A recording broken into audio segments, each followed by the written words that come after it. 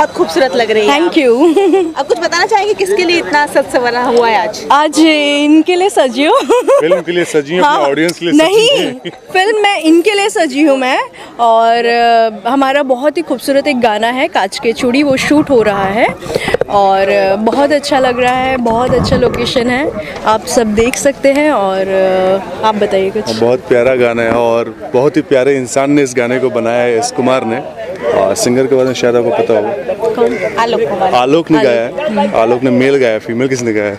परमिला शायद। ओके, पमीला जंजी ने गाया है।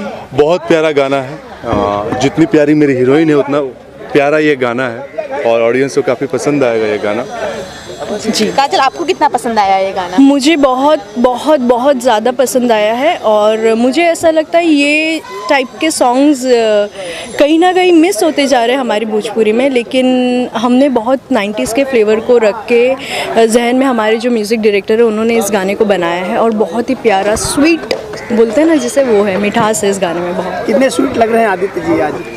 अच्छे लग रहे हो तो एज यूजुअल हमेशा अच्छे ही लगते हैं। और काजल जी कितनी ब्यूटीफुल लग मैंने बताया ना कि जितना प्यारा हमारा गाना है उससे खूबसूरत काजल लग रही है। आज ही लग रहे हैं कि पूरी फिल्म में लगी हैं?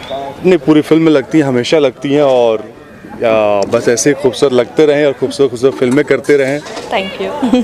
काजल, जब इन्होंने बताया था कि काफ़ी कुछ आपसे इन्होंने सीखा है, सीनियर है, खास करके डांस और कुछ चीज़ जो है मूवमेंट्स। नहीं, ऐसा नहीं है। देखिए, कई कई चीज़ें इन्होंने भी मुझे बताया और कई कई मुझे ऐसा लगता है कि मैं भी उन्हें बताती हूँ, तो ऐसा नहीं कि कुछ। देखिए, जब साथ में काम करते हैं तो काफ़ी सारी चीज़ें शेयर होती हैं। हाँ, काफ़ी सारी चीज़ें एक दूसरे को हम लोग लाइटिंग होते हैं, कुछ लाइंस होते हैं, कुछ इम्प्रोवाइजेशन होते हैं, बहुत सारी चीज़ें होती है जो एक दूसरे को कॉपरेट करते हैं। That's called tuning. Because tuning बहुत ज़रूरी है कि एक्टर एक्ट्रेस के बीच में, और जरूरी नहीं है only in hero heroines. Tuning ज़रूरत बा कैरेक्टर होकर, चाहे बाबूजी और बेटा के सीन होके, चाहे मतारी बाबूजी के जेकर भी सीन होके, ट्यूनिंग बड़ा ज़रूरी बा। और ट्यूनिंग में काफ़ी सारी चीज़ें एक दूसरे से शेयर करते हैं, काफ़ी सारी चीज़ें एक दूसरे को बताते हैं। तो film making is a team work, जब बोलल जाला तो वैसा ही है, बस एक दूसरे को कॉपरेट करते हुए काम करते हैं। काजल, अपने कुछ किरदार के बारे में बताएंगे इस फिल्म से? हाँ जी, ये जो इस फिल्म में जो मेरा किरदार है बहुत ही अलग है। मैं आप सभी से ये बताऊंगी, जो मैं रियल लाइफ में काजल हूँ उससे बहुत हटकर है, क्योंकि रियल लाइफ और रियल लाइफ में बहुत फ़र्क है काजल में। क्योंकि बहुत से लोग कंफ्यूज है कि ये शायद मेरे लाइफ पे या कुछ कहीं ना कहीं मेरी चीज़ें ली गई है, ऐसा कुछ नहीं है।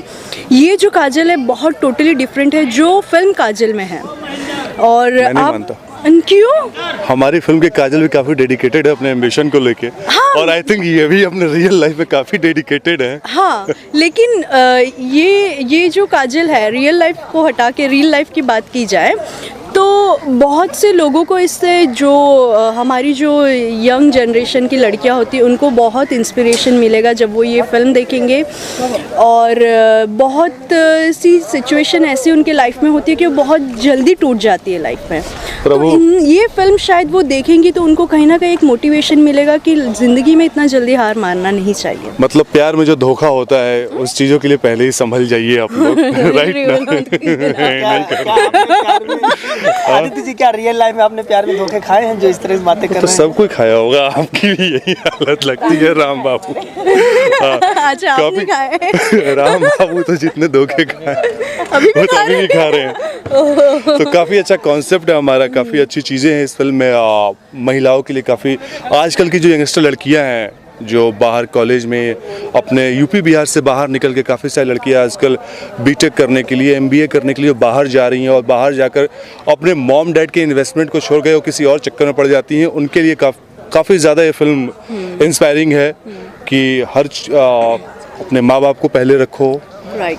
बहुत सारी चीज़ें इस फिल्म में देखने को मिलेगा जो एक शिक्षा के लिए, वैसे भी ब्रज सर की ज़्यादातर फिल्म में वैसे ही रहती हैं। तो काफ़ी ज़्यादा लोगों को, जो लड़के हैं, जो यंगस्टर हैं, वो भी जो लाइफ में बस घूम रहे हैं, फिर रहे हैं, मौज मस्ती है, उनके लिए काफ़ी सारी चीज़ें इस फिल्म में सीखने को मिलेगी, इंक्लूडिंग माँ बाप। हमारे हिंदुस्तान में या हमारे यूपी बिहार में दो तरीके के लोग होते हैं। एक जो बस डेडिकेटेड रहते हैं अपने बच्चों की फ्यूचर बनाने के लिए, और एक डेडिकेटेड रहते हैं अपने बच्चों को बस ऐशो आराम से रखने के लिए। तो कहाँ इस फिल्म में दोनों तरीके के लोग आपको देखने को मिलेंगे।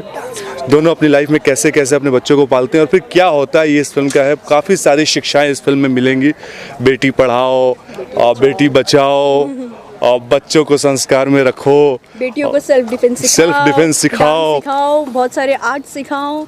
कहते हैं ना कि